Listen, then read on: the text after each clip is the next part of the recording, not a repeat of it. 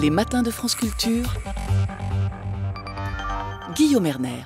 Bonjour Alain Fischer. Bonjour. Vous êtes médecin, professeur d'immunologie et président du Conseil d'orientation de la stratégie vaccinale. Une stratégie vaccinale qui a connu un tournant puisque Emmanuel Macron a dévoilé dans une interview à la presse régionale en fin de semaine dernière un nouveau calendrier vaccinal. Et puis alors, ce matin, dans la matinale du Monde, il est possible de lire l'information suivante. Bastia ouvre l'accès au vaccin à tous les adultes.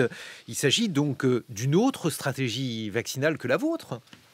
Alors oui, le cadre général, et on peut s'en féliciter, est celui d'une accélération progressive de la vaccination. Et nous allons bientôt arriver, à la mi-juin, au moment où toutes les personnes âgées de plus de 50 ans, toutes les personnes fragiles auront eu la possibilité de se vacciner au moins une fois.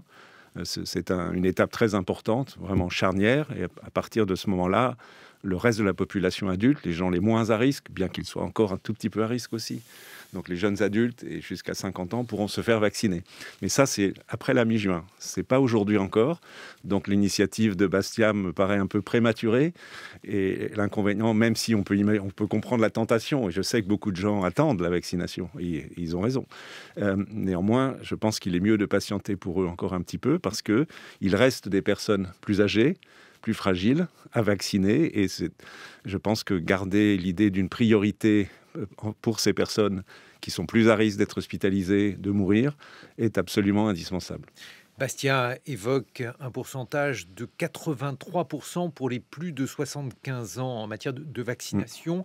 Par rapport aux chiffres nationaux, est-ce la même chose? Est-ce que, je ne sais pas, cette municipalité serait en avance par rapport au taux de vaccination des plus de 75 ans? Il est vrai que la Corse est en tête de la vaccination, mais c'est en tête pas avec un énorme écart. Ils ont quelques pourcents de plus de personnes vaccinées que sur le continent, comme on dit. Mais néanmoins, il reste des personnes âgées de plus de 80 qui sont particulièrement vulnérables, les personnes âgées de 60 ans, les personnes malades, enfin bref, ça fait du monde. Et ces personnes-là, ce sont elles qu'il faut absolument vacciner aujourd'hui, et jusqu'au 15 juin en particulier, avant de commencer à vacciner les plus jeunes en bonne santé. Alain Fischer, rappelez-nous l'esprit de ce nouveau calendrier vaccinal qui a été dévoilé vendredi dernier par Emmanuel Macron. L'esprit, c'est l'élargissement, l'accélération. Ce qui se passe, et beaucoup de choses ont été faites dans ce sens au niveau de la communauté européenne, et c'est une bonne chose bien sûr, c'est que le nombre de doses disponibles qui arrivent augmente, en particulier pour les vaccins ARN, mais aussi les autres vaccins. Et donc, bien évidemment, l'objectif, c'est d'utiliser pratiquement à flux tendu l'ensemble de ces doses. Donc, il y aura au mois de mai 16 ou 17 millions de doses disponibles, en juin plus de 20 millions, donc ça continue de monter. Donc bien évidemment, il faut en face de ces doses, il faut d'une part donc élargir progressivement, on vient d'en parler, le public éligible à la vaccination, et la dernière étape vient d'être franchie en termes de personnes fragiles, enfin en tous les cas la dernière étape d'ouverture vient d'être franchie avec depuis ce week-end la possibilité pour les gens âgés de 18 à 50 ans et malades, vulnérables, fragiles, diabétiques, obèses ou autres, d'être vaccinés. Et ensuite, bien, ça représente 4 millions de personnes, donc il faut que ces personnes puissent recevoir leur vaccination. Et l'élargissement, ça passe aussi évidemment par la multiplication des structures où on peut se faire vacciner. Les médecins, toujours, les pharmaciens, toujours, les infirmiers et des centres de taille variable. Bon, sur simple déclaration, puisqu'il suffit de dire qu'on a une comorbidité, même chose pour la question donc, de l'obésité et de l'IMC, et ils ne seront pas vérifiés dans les centres. C'est pas un peu hypocrite comme le cannabis thérapeutique? Est-ce que c'est pas une manière de dire que finalement, tout le monde peut se faire vacciner aujourd'hui? Non, il y a une réalité d'abord objective. Si on prend pour les 18, si vous faites allusion aux personnes âgées de 18 à 50 ans, je répète, il y a 4 millions de personnes qui souffrent de pathologies diverses. D'abord, chez les médecins et les pharmaciens, pour ceux qui pourront l'être vaccinés grâce au Moderna, qui va commencer progressivement, et c'est une bonne chose à être utilisé à proximité, donc chez les médecins et les pharmaciens, ils savent très très bien, ils connaissent leurs malades. Et en centre, il y a quand même des vérifications. Les choses sont sûrement pas parfaites, mais enfin, globalement, j'ai des exemples récents dont j'ai entendu parler qui montrent très, très clairement qu'il y a des vérifications. Et c'est bien, les choses se font globalement comme il faut. Et ça se voit d'ailleurs quand on regarde la fréquence respective de vaccination des personnes en fonction des classes d'âge. Ça suit assez bien ce qui a été prévu. Donc je ne pense pas que cela dérive. Il n'y a pas de raison que cela dérive dans les dernières semaines, entre maintenant et le 15 juin, où commencera la vaccination générale. La une du Parisien ce matin est à ce titre, 8 vaccinodromes géants en Île-de-France. J'imagine qu'il y en a d'autres aussi qui vont ouvrir en France tout court, des vaccinodromes géants, Alain Fischer. C'est la logique que j'évoquais il y a un instant. Il y aura plus de doses à distribuer, même franchement plus, parce qu'en l'espace de 2 mois, il y a un doublement du nombre de doses. Donc, il faut avoir toutes les structures et pour avoir un débit adéquat, cela passe, encore une fois, par toutes les possibilités de vaccination, dont les centres, et donc une multiplication des centres, mais aussi, je le répète, et je pense que c'est très très important, la participation directe, soit dans les centres, soit dans leurs cabinets, des médecins et des officines de pharmacie, ainsi que des infirmiers. Tout le monde est mobilisé, et c'est comme ça qu'on y arrivera. Tout le monde, mais alors... Parce qu'en Allemagne, alors il y a une comparaison, on ne va pas assommer les auditeurs de chiffres, mais l'idée en Allemagne, semble-t-il, c'est plutôt de privilégier une vaccination auprès des médecins, des infirmiers, pas de vaccinodrome géant, et cependant une vaccination qui irait plus vite, Alain Fischer. Non, c'est pas tout à fait exact. Excusez-moi, en tous les cas, les Allemands ont commencé plus vite que nous, si je puis dire, pour ce qui est de vacciner dans des vaccinodromes ou des grands centres. Et il y a, je crois, à Berlin, notamment, un centre d'une taille qu'aucun centre français n'a. Donc, les Allemands ont commencé plutôt par mise en place des centres et complété secondairement par l'ouverture de la vaccination aux médecins, pharmaciens. Nous, on l'a fait un peu plus tôt, quand c'était devenu possible, parce qu'évidemment, ça dépend, comme vous le savez, de la disponibilité de vaccins fragiles en termes de conservation. Oui, bien sûr. Tout cela est compliqué. Et donc, on a poussé les centres un peu plus tard. Donc, ce sont des stratégies légèrement différentes. Enfin, l'un dans l'autre, je ne suis pas sûr que ça soit extrêmement différent. C'est vrai qu'en ce moment, les Allemands vaccinent un peu plus que les Français. Oui, même... Un peu plus. Si vous regardez le nombre de vaccinés rapporté au nombre... Enfin, on s'en fiche un peu, pour être honnête. C'est de mon point de vue. On est dans la même ligne. On dispose des mêmes vaccins par rapport au nombre d'habitants. Et in fine, à quelques jours près, on va arriver au même résultat. Mais alors, est-ce que, pour que l'on comprenne bien Alain Fischer, est-ce que c'est un problème donc, de vaccinateur ou de vaccin, ce qui fait qu'on va plus lentement, ou alors vous dites qu'on aimerait aller plus vite, je crois qu'on aimerait tous en avoir fini avec cette étape. Est-ce que c'est parce qu'on n'a pas assez de doses ou pas assez de personnes qui peuvent vacciner les Français ? D'abord, par exemple, vendredi dernier, il y a eu près de 600 000 doses administrées en France. Pour donner un ordre de grandeur, les choses continuent. Il ne faut pas imaginer que c'est linéaire et qu'il y a la même dose chaque jour. Il y a des jours, il y a plus que d'autres, parce que le week-end, évidemment, il y en a moins qu'en semaine. Mais ça continue de monter, et cette semaine, ça va être encore plus haut, et ainsi de suite. Le facteur limitant principal, ce sont les doses qui arrivent. C'est la livraison des vaccins, et qui suit très bien son cours pour l'instant pour les vaccins ARN, un peu moins, malheureusement, pour le vaccin principal, disons, quantitativement parlant, à adénovirus, à l'AstraZeneca. Donc c'est le facteur limitant. Après, il faut s'organiser, effectivement, pour que ces vaccins soient délivrés. Mais si on regarde s'il y a des stocks quelque part, de ce que je comprends, parce que je ne suis pas cela de très près, mais je vois des tableaux circuler, il n'y a pas vraiment de stock, en tous les cas, de vaccins ARN. Alors justement, je vois aussi les tableaux circuler, Alain Fischer, et je vois des stocks en AstraZeneca, des stocks qui peuvent être assez conséquents. Vous avez vraiment du mal à les couler. Eh bien, vous devriez dire nous, parce que c'est notre affaire à nous tous. C'est vrai, il y a à peu près 30%. Enfin, c'est pas non plus catastrophique, mais ce n'est pas au niveau qui serait souhaitable. Il y a, je crois, à peu près 30% pour l'instant de doses qui n'ont pas été utilisées, mais ça veut quand même dire que 70% l'ont été. Près de 4 millions de doses de ce vaccin ont été administrées depuis qu'il est disponible. C'est vrai qu'il fait l'objet de craintes, d'hésitations qui sont excessives. Je répète, si vous m'en donnez l'occasion. Vous en prie, vous êtes là pour ça. Merci. Que ce vaccin est efficace, qu'il prévient aussi bien que les vaccins ARN le risque d'être hospitalisé, et ceci en particulier pour les personnes âgées. Les données de vaccination en Grande-Bretagne, où ce vaccin est utilisé massivement, le démontrent de façon tout à fait claire. Donc ce vaccin est aussi efficace et donc peut être administré pour les personnes auxquelles il est proposé. Alors il est proposé avec une restriction, c'est-à-dire aux personnes âgées de plus de 55 ans, parce que c'est vrai qu'il est associé de façon très très rare, mais néanmoins probablement indiscutable, à des risques de formation de caillots, de ce qu'on appelle l'accident thromboembolique, qui peuvent être graves dans quelques cas, et qu'on ne peut pas se permettre de prendre des risques, même faibles.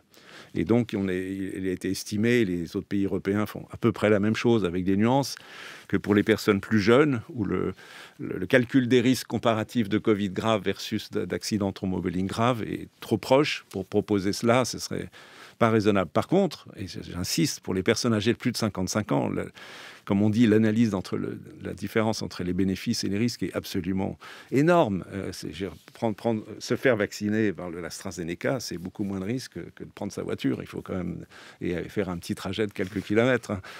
Donc, c'est un bon vaccin. Beaucoup de Français l'ont compris. Hein.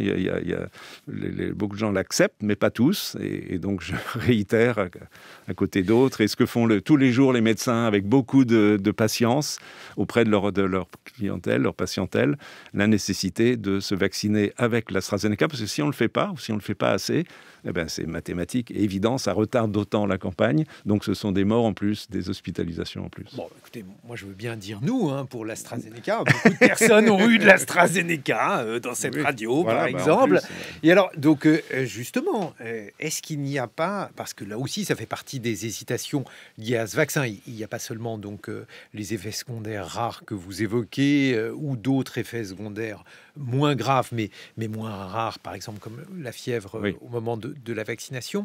Mais Alain Fischer... Chez les sujets jeunes, la fièvre, uniquement chez les sujets jeunes. Est-ce que ce vaccin protège efficacement contre les variants ? Puisqu'il a été dit que ce vaccin ne protégeait pas efficacement, par exemple, contre le variant sud-africain.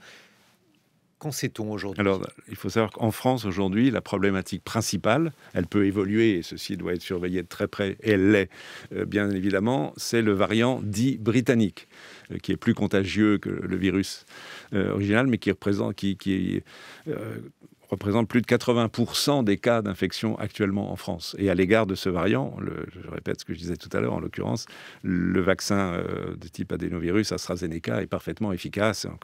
Et les Britanniques continuent de l'utiliser dans ce sens aussi, bien sûr, nous et les autres pays européens, et ainsi que d'autres pays dans le monde. On est d'accord, c'est le vaccin qui a sauvé le Royaume-Uni à cet égard. Mais si d'aventure, il y avait un autre variant ?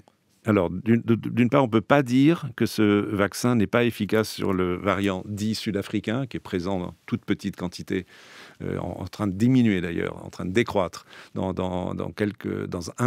exactement un département français en Moselle et un tout petit peu en Île-de-France, mais où c'est plutôt en décroissance, en tout cas clairement en Moselle.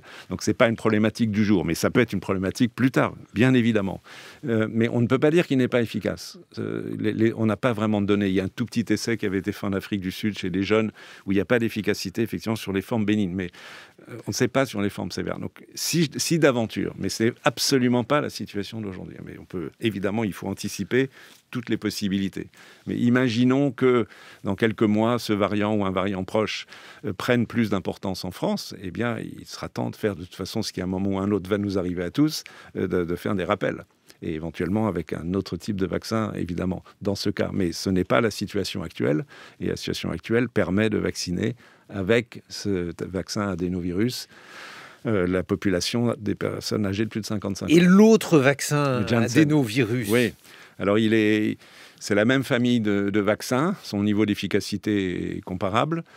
Il est présenté comme ne nécessitant qu'une seule dose, qui pourrait être un avantage. À vrai dire, je ne suis pas complètement sûr qu'in fine, les personnes vaccinées avec le Janssen n'auront qu'une dose. Je pense qu'ils auront quand même 2 doses parce que le taux de la protection sera meilleur, comme pour les autres vaccins. Donc, c'est pas vraiment... c'est un faux unidose. Bon, c'est un tout petit peu tôt pour le dire, parce qu'on n'a pas encore les données des essais cliniques avec 2 doses. Mais ce vaccin n'a pas de particularité nouvelle qui ferait penser qu'il puisse être sur ce plan supérieur aux autres vaccins.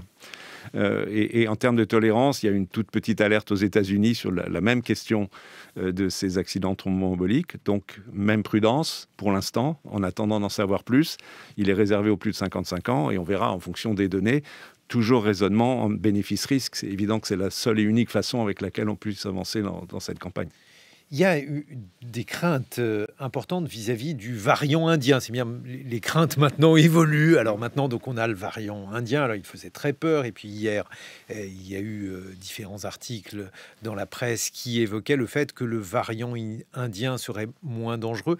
Là aussi, que sait-on sur la manière dont les vaccins maîtrisent ce variant indien, Alain Fischer ? Alors d'abord, il faut bien avoir conscience du fait que ce type de virus, dit ARN, mute beaucoup. La façon dont il réplique son matériel génétique, l'ARN, est dit non fidèle. C'est ce que notre jargon scientifique, le terme qui fait comprendre qu'il y a plein de mutations dont la plupart n'ont aucune conséquence ou font que le virus n'a pas d'avantage, mais de temps en temps émerge une ou en fait plusieurs mutations, parce que chacun de ces variants dit sud-africain, brésilien, britannique et autres. Oui, et donc maintenant, indien, californien, new-yorkais et d'autres, bretons même. N'oubliez pas Henri Mondor. Et Henri Mondor, et enfin bref. À Créteil. On va passer des heures et des heures, si on les liste tous, ont une forme d'avantage sélectif qui leur permet de prendre une place dans l'infection.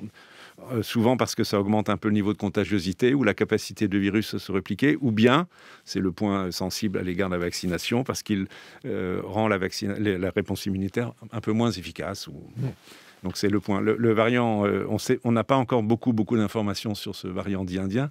Il n'est d'ailleurs pas tout à fait évident qu'il soit responsable de la totalité, en tous les cas, de l'épidémie qui est malheureusement en pleine croissance en Inde. Et ça, c'est le cas, semble-t-il, dans certaines régions d'Inde, mais pas d'autres. Donc ce qui déjà tempère un tout petit peu les inquiétudes, mais ça ne veut pas dire qu'il faut ne pas en avoir du tout. Il faut à nouveau, la vigilance s'impose. Donc il a à nouveau une variation dans une position clé de la protéine dite spike qui est très importante pour à la fois l'infection et contre laquelle la réponse immune s'exerce, qui ressemble à celle de variants sud-africains et brésiliens. Donc ça la suggère, mais attendons d'en savoir plus, que les réponses immunitaires déclenchées par les vaccins seront du même ordre. Donc pas d'inquiétude particulière pour l'instant, mais il faut suivre. À vrai dire, là où il faut exercer, à mon avis, le plus de vigilance, ce serait de nouvelles variations, ou de mutations, si vous voulez, qui apparaîtraient sur les variants déjà un peu ennuyeux, comme le sud-africain, le brésilien. D'où l'anticipation avec la préparation de vaccins contre de futurs variants. Alain Fischer, toujours dans les informations que l'on a eues très récemment, il y aurait un soupçon de myocardite avec le vaccin Pfizer. La myocardite, c'est une sorte d'infection virale du cœur. C'est avéré. On en est encore au stade de l'alerte. D'abord, je pense qu'il faut replacer ça dans un cadre général. Et c'est une très très bonne chose, cette vaccination telle qu'elle s'exerce dans le monde entier. Pas assez, mais enfin quand même avec des centaines de millions de personnes vaccinées à ce jour, est suivie de très très près, avec une recherche, une détection très fine qu'on n'a jamais fait dans le passé. Et pourtant déjà, les choses étaient plutôt bien faites en termes de ce qu'on appelle de pharmacovigilance, c'est-à-dire de détection d'éventuels événements associés, mais pas forcément causés, par la vaccination. Donc le cadre est celui d'une très grande vigilance, une très grande prudence qui est très bien. Et donc on détecte des signaux. Beaucoup de ces signaux s'avèrent être juste du domaine de la coïncidence, parce que forcément, si on vaccine beaucoup de monde, statistiquement, personnes vont développer telle ou telle pathologie dans les jours ou les semaines qui suivent la vaccination. Donc il faut remettre les choses dans cette perspective. Bon, maintenant, il y a quelques signaux sur lesquels il y a une alerte. On a évoqué celui des accidents thromboemboliques. Là, il y a un niveau d'alerte plus faible, mais qui mérite attention autour de cas de myocardite détectés en Israël, où ils ont vacciné de façon très importante les vaccins ARN avec le vaccin ARN de type Pfizer, survenu chez les jeunes adultes, une soixantaine de cas. Donc c'est en cours d'analyse, mais même si le lien est avéré, ce qui est possible, on verra, on reste dans des chiffres qui sont extrêmement faibles. Il faut rassurer à nouveau la population. Ne sont pas toutes mortelles, loin de là. Non, c'est une inflammation du cœur. Et évidemment, merci de le rappeler, il y a en permanence des gens qui développent des myocardites, comme vous l'avez dit d'ailleurs, en général liés à des infections virales. On se retrouve dans une vingtaine de minutes, Alain Fischer, pour évoquer vos souhaits, votre plan en matière de vaccination des Français. Je rappelle que vous êtes professeur d'immunologie et président du Conseil d'orientation de la stratégie vaccinale. 8h sur France Culture. Le billet politique, Frédéric Seyss, le rôle ambivalent des conseillers scientifiques du gouvernement. Leurs noms, leurs visages ont fait irruption dans nos vies. Ces experts qui conseillent, qui aiguillonnent le pouvoir politique à l'occasion de cette crise, ils nous sont désormais presque familiers. Pourtant, il y a 18 mois, qui, au sein du grand public, connaissait Jean-François Delfraissy, aujourd'hui président du Conseil scientifique? Qui, au sein du grand public, connaissait Alain Fischer, notre invité ce matin, le président du Conseil d'orientation de la stratégie vaccinale? Dorénavant, ils sont plus célèbres que certains secrétaires d'État, ou en tout cas, leur parole est davantage observés, scrutés, décortiqués, ce sont en quelque sorte les oracles, version moderne, avec la compétence en plus. D'où la difficulté de l'exercice pour ces scientifiques conseillers des pouvoirs publics. À l'instant où ils s'expriment, ils se trouvent pris dans la machinerie politique. Une machinerie où le moindre mot de trop provoque des polémiques. Vous l'avez vécu, Alain Fischer, il y a quelques mois. Au cours d'une interview, vous aviez expliqué ne pas être spécialiste de la logistique. Ce constat, somme toute factuel, a tout de suite suscité des railleries et des questionnements. Voici quelques-uns des titres de presse les jours suivants. Le mépris français pour la logistique. Où est passé Monsieur Vaccin? Ou encore, à quoi sert Alain Fischer? Voilà qui donne le ton. Cela montre bien notre ambivalence collective vis-à-vis des scientifiques dans cette crise sanitaire, Frédéric. Oui, on les voudrait à la fois pourvus du doute méthodique de la science et en même temps perclus de certitudes rassurantes. Omniscients, infaillibles, des démiurges antiviraux. On aimerait des réincarnations d'Esculape, le dieu de la médecine. Au lieu de cela, nous n'avons que des informations précaires et changeante. C'est la redoutable contradiction dans cette crise entre le chercheur qui tâtonne et le politique qui décrète, entre l'épidémiologiste qui tente d'éclairer l'itinéraire du virus et le dirigeant qui doit trancher, lui, sur la direction à venir. Les deux rôles s'entremêlent d'ailleurs parfois. Le conseiller scientifique et l'exécutif ont paru se renvoyer la responsabilité du maintien des élections régionales. C'est un conflit en direct entre la légitimité démocratique et la légitimité de la connaissance. Tous ces ingrédients mijotent dans le bouillon de l'info en continu, 24 heures sur 24. Nous n'avons jamais autant vu de blouses blanches sur les plateaux, des experts au discours hétérogène, bien vite rangés entre deux cases, les rassuristes et les alarmistes, je cite, une binarité qui convient bien à l'ère du temps. Et puis, dans cette pandémie qui a fatigué tout le monde, y compris votre serviteur ces dernières semaines, le débat public, c'est vrai, est souvent extrêmement crispé. Alors pour y remédier, il faut de la transparence et de la confiance, selon les mots régulièrement employés par notre invité Alain Fischer. Confiance et transparence nécessaires au moment où le scepticisme anti-élite en vient à toucher aussi l'élite scientifique. Est-ce pour cela que le gouvernement a tiré au sort 35 citoyens, un panel qui doit se prononcer sur la stratégie vaccinale? Est-ce pour ne pas donner l'impression que la discussion se fait uniquement entre technocrates et scientifiques, bref, entre surdiplômés? On parle des scientifiques et des politiques d'ailleurs comme de deux catégories distinctes, car peu de personnalités ont pratiqué dans les deux mondes. Claudie Aigneret, Cédric Villani ces dernières années, Irène Joliot-Curie, chimiste prix Nobel dans le gouvernement du Front populaire, mais au sein du personnel politique, la part belle, c'est vrai, revient aux avocats, aux fonctionnaires et désormais aux cadres du privé. Néanmoins, à l'occasion de cette crise sanitaire, la visibilité de la science dans la décision publique marque peut-être un précédent, un tournant. Et si l'on continuait, après tout, d'autres grands périls comme le changement climatique appellent et appelleront une expertise scientifique renforcée, expertise dans les domaines de l'énergie, de la biodiversité, de l'atmosphère. Face à ces grands défis, et si on pérennisait le conseil scientifique? Merci Frédéric Seyss. Écoutez, je vais céder la parole immédiatement à notre invité Alain Fischer, médecin, professeur d'immunologie et président du Conseil d'orientation de la stratégie vaccinale. Une réaction à ce que vient de dire Frédéric? Je suis globalement en accord avec le contenu de cette tribune. Je pense que d'une manière générale, et on peut très largement aller au-delà de la situation actuelle du Covid, il me semble que la décision politique doit être éclairée de la meilleure expertise possible. Et l'expertise, elle est souvent de nature scientifique, pas toujours, mais évidemment la situation du réchauffement climatique en est une évidence, mais bien d'autres sujets dans le domaine de la santé ou d'autres points nécessitent l'expertise scientifique. Et Il existe, alors je pense qu'il faut dire deux choses. Il existe d'une part, en ce qui concerne la santé, des agences qui, de façon professionnelle, exercent un travail très utile, quotidien, d'évaluation des dossiers et aussi d'ailleurs de prise de recommandations très fortes qui sont proches de la décision, comme la Haute Autorité de Santé. Ce qui est très bien et absolument indispensable, et les autres pays bénéficient de structures analogues.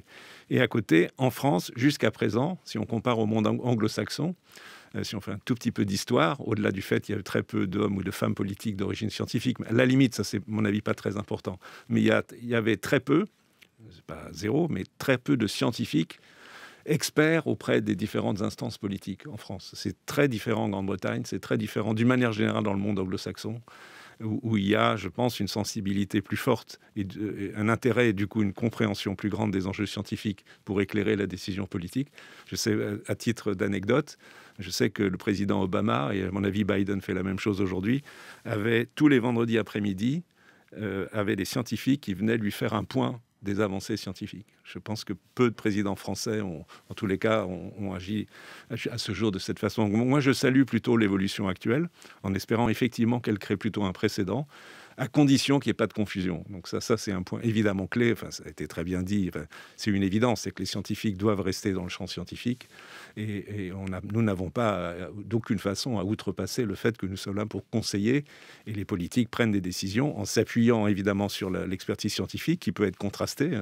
Il a été évoqué la notion de doute, d'incertitude, d'évolution des connaissances, d'avis contradictoires, et c'est aux politiques dans ces cas-là évidemment de prendre leurs décisions, et leurs décisions étant fondées bien sûr à nouveau sur l'analyse scientifique, mais aussi sur d'autres critères, ce qui est absolument normal. Donc si chacun est à sa place, je pense que c'est une très bonne chose, et j'espère beaucoup que cela servira de précédent pour la suite. Mais c'est compliqué d'être à sa place quand, par exemple, on suspend l'AstraZeneca pendant 2 jours. C'est trop court pour véritablement mener une enquête scientifique, et c'est trop long si véritablement le principe de précaution est un peu superflu dans ce domaine. Mais alors factuellement, si cela avait été justifié, la suspension aurait duré plus que 2 jours. Si la suspension s'est arrêtée au bout de 2 jours ou 3 jours, je ne sais plus, peu importe, c'est parce qu'il y avait des éléments suffisants pour penser que l'on pouvait reprendre dans certaines conditions, après analyse des risques et des bénéfices, on en a parlé il y a quelques minutes, de ce vaccin.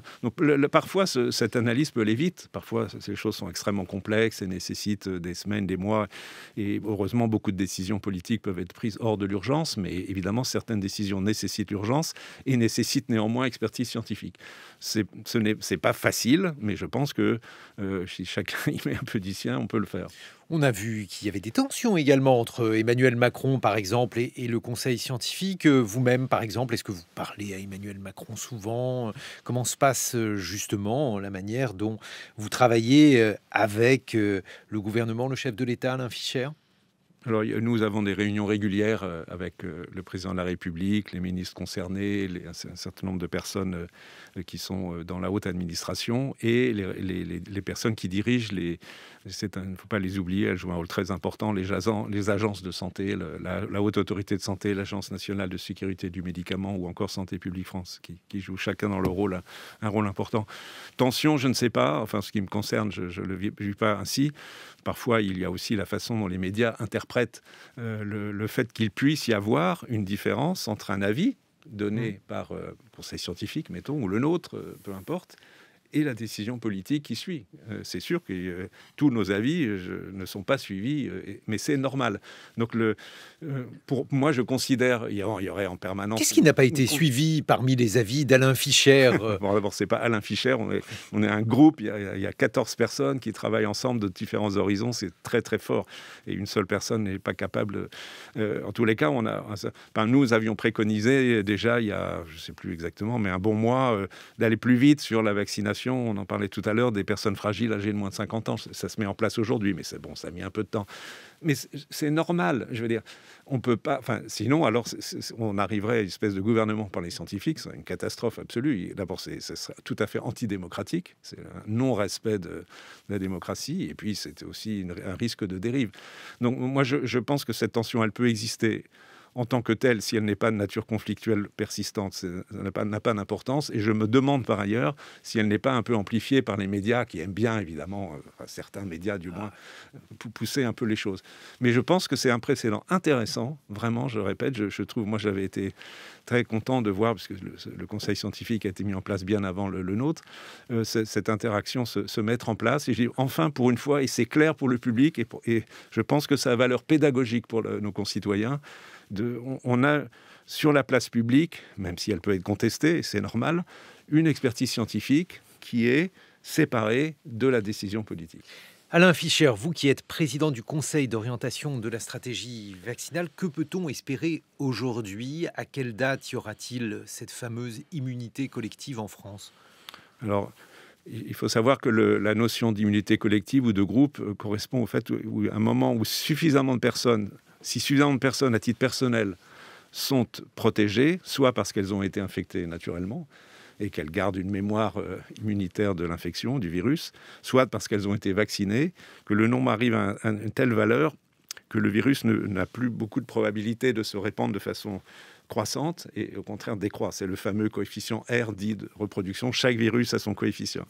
Une difficulté avec ce virus, c'est que les variants actuels ont une capacité de contagion supérieure aux variants initiales. Donc on sait aujourd'hui que probablement, ce sont des estimations, mais enfin disons des ordres de grandeur corrects, qu'il faudrait que 75% de toute la population, des 60 millions de Français, soient eux-mêmes immunisés pour faire chuter de façon drastique la circulation du virus. Mais ce qui est vrai pour la France l'est naturellement pour les autres pays. Donc ça fait beaucoup de monde. Et c'est valable aussi dans des conditions où, ce qui est probablement le cas, grâce à la vaccination, on arrive à freiner la transmission du virus. C'est-à-dire que quelqu'un, d'une part, n'est pas malade, mais en plus ne transmet pas le virus. Alors pour arriver... Ça, c'est très important. Ça veut dire que quand vous êtes vacciné, vous ne transmettez pas le virus, Alain Fischer? Il est probable aujourd'hui que pour les vaccins ARN, il en est ainsi. Mais pas pour les vaccins adénovirus. Mais je n'ai pas dit que ce n'était pas... on ne sait pas. Je vous pose la question. Ah oui, vous avez raison. Mais la réponse est on ne sait pas dans le cas des vaccins adénovirus. Ça ne marche pas, on ne sait pas. Les informations sont à recueillir et je pense qu'elles viendront notamment encore une fois, de Grande-Bretagne où ils ont beaucoup vacciné avec le vaccin AstraZeneca adénovirus. Donc voilà, la question c'est comment on y arrive. Alors il y a une petite fraction, environ aujourd'hui 20% de la population française a été infectée, et donc est en gros protégée, même s'il y a quelques cas rares de seconde infection, puis il y a les personnes immunodéprimées, mais qui ont besoin d'ailleurs d'attention particulière. C'est un autre sujet, mais il est important. Donc il faut vacciner suffisamment de personnes ensuite dans la population pour arriver à ces valeurs, et évidemment le faire le plus vite possible. Ça fait beaucoup, beaucoup, beaucoup de monde. Oui, parce qu'aujourd'hui, donc, on a 20%, alors l'Institut Pasteur dit un chouïa plus, 22%, 10% d'adultes vaccinés, ça fait 32% qui ont reçu les 2 doses. Ah, 2 doses, oui. Vaccinés complètement, c'est 10%.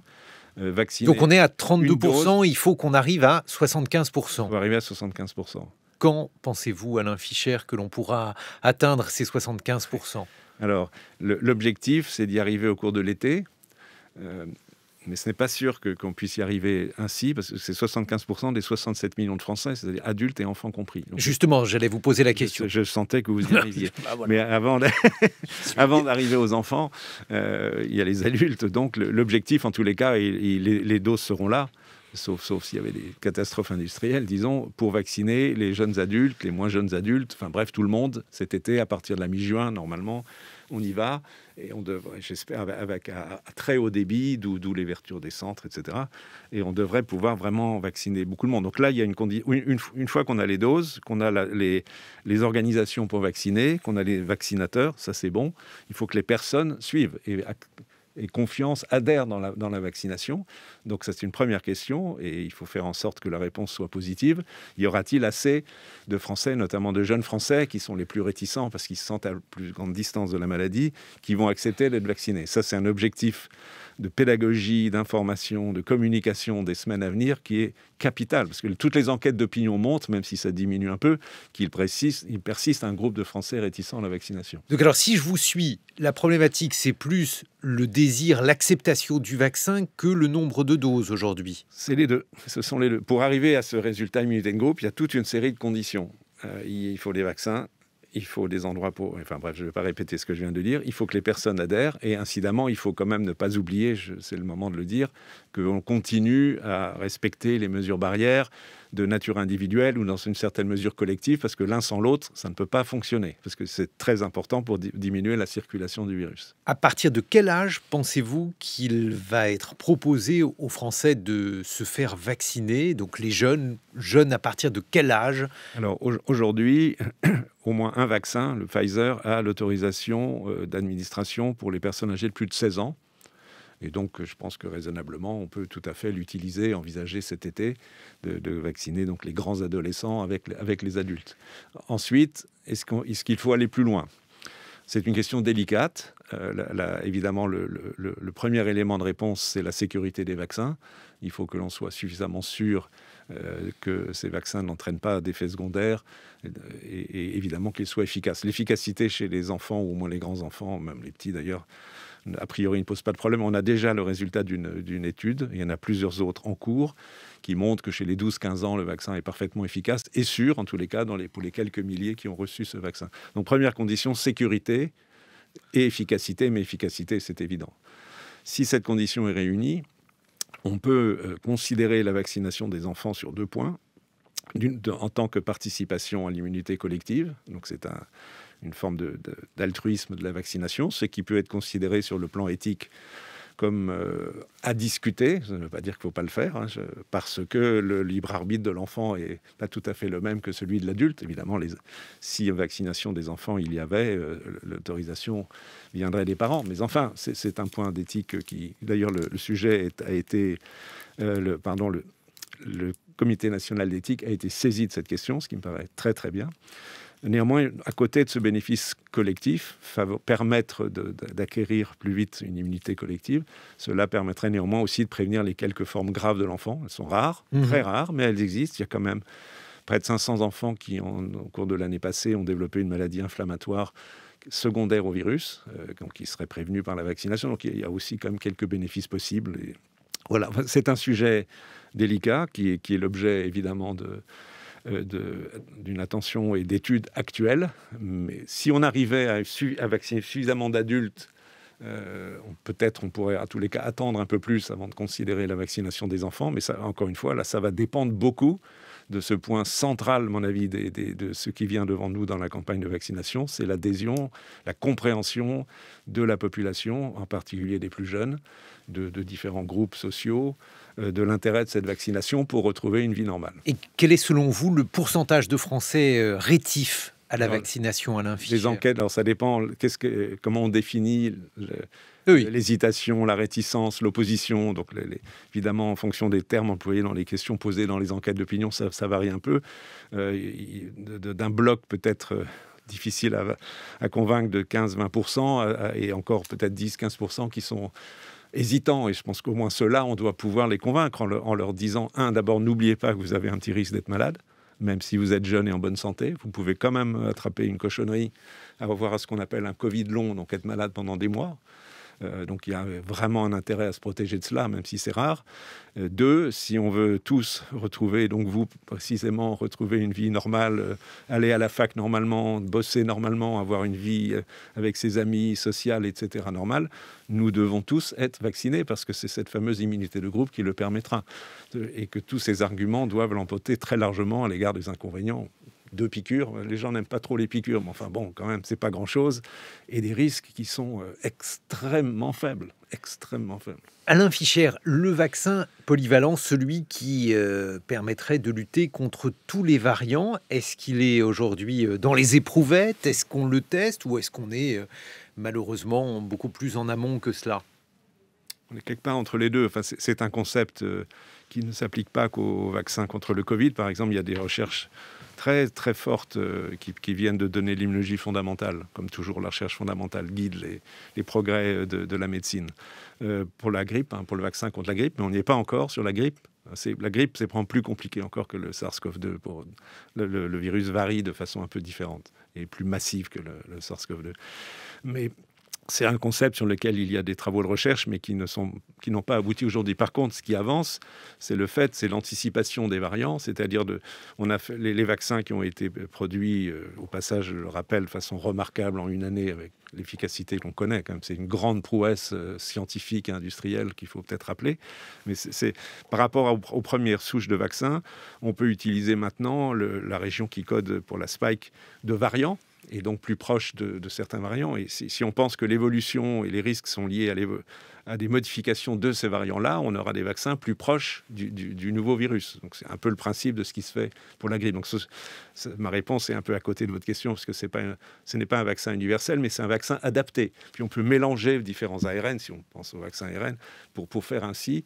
Donc c'est une étape intermédiaire qui est celle qui va se produire, et ce sont les vaccins qui seront utilisés à l'automne en 2022. Mais ce qui veut dire, si c'est l'automne, ça veut dire qu'il y a des essais thérapeutiques en cours. Qui vont pas tarder à débuter. Les études sont encore au stade dit préclinique, dans des modèles animaux. Il y a déjà des résultats qui sont tout à fait convaincants. Et il y aura des études cliniques cet été.